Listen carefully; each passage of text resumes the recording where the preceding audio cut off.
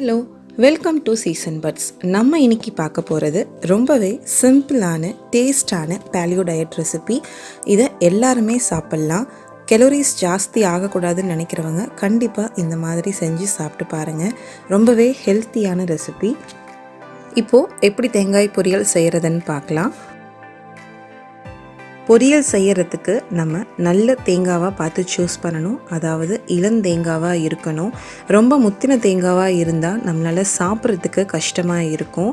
அதனால் நம்ம சூஸ் பண்ணும் போதே நல்ல இளந்தேங்காவாக பார்த்து சூஸ் பண்ணால் சாப்பிட்றதுக்கு ரொம்ப சாஃப்டாகவும் டேஸ்ட்டாகவும் இருக்கும். தேங்காவை ஸ்லைஸ் பண்ணிவிட்டு பொடி பொடி துண்டுகளாக நறுக்கி எடுத்து வச்சுக்கலாம்.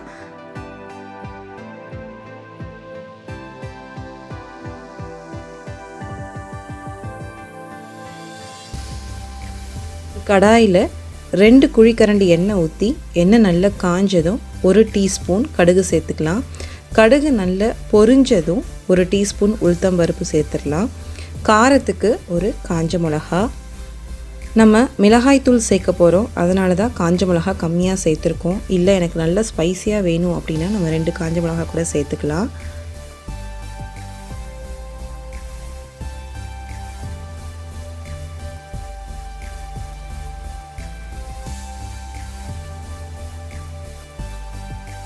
காஞ்ச மிளகா நல்லா பொரிஞ்சாச்சு. இப்போது நறுக்கி எடுத்து வச்சுருக்க சின்ன வெங்காயமும் கருவேப்பிலையும் சேர்த்து நல்லா வதக்கிக்கலாம். நல்லா சாஃப்ட் டெக்ஸ்சர் ஆகிற வரைக்கும் வதக்கணும்.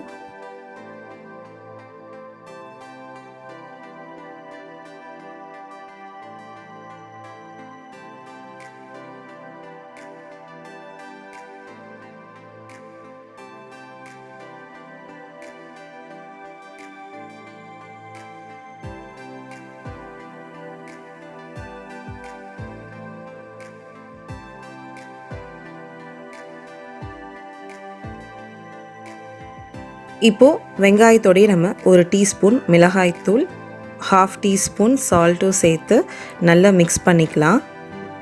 காரமும் உப்பும் நம்ம தேவைக்கு ஏற்பதான், அதனால் நீங்கள் டேஸ்ட் பார்த்துட்டு கூடையோ குறையவோ சேர்த்துக்கோங்க.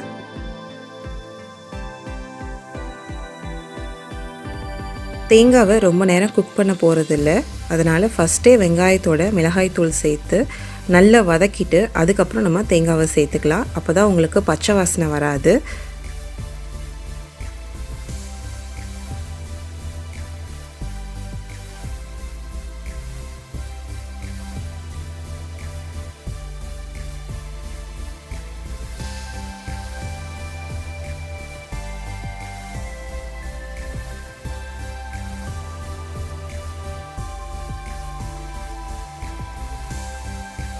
மிளகாய்த்தூளோட பச்சை வாசனை போனதுக்கப்புறம் நம்ம நறுக்கி எடுத்து வச்சுருக்க தேங்காய் துண்டுகளையும் சேர்த்து நல்லா மிக்ஸ் பண்ணிக்கலாம்.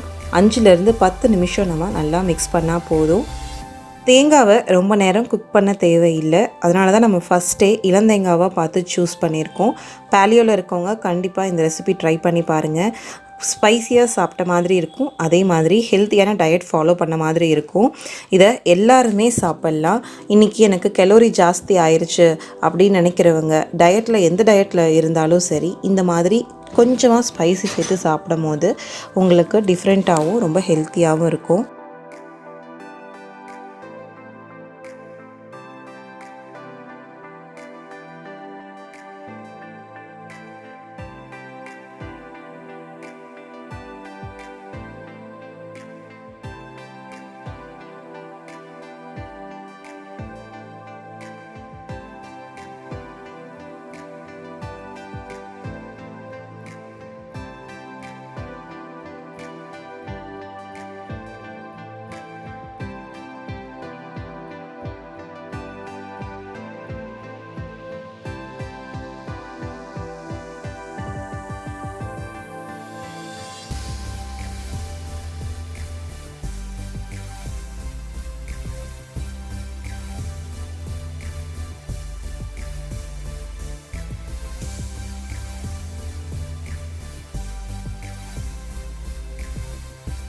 வயிற்றுப்புண் இருக்கிறவங்க கூட இந்த மாதிரி ஸ்பைசி கம்மியாக போட்டு செஞ்சு சாப்பிட்லாம்.